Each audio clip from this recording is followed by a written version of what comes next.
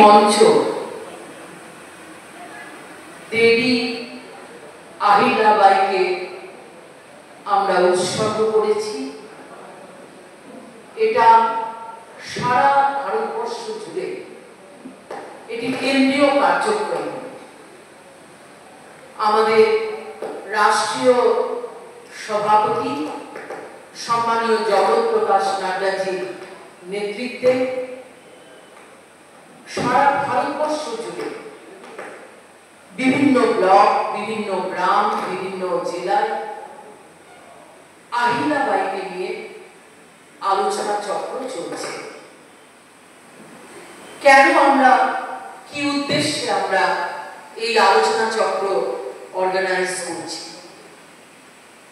৩০০ বছর আগে একজন মহীয়সী নারী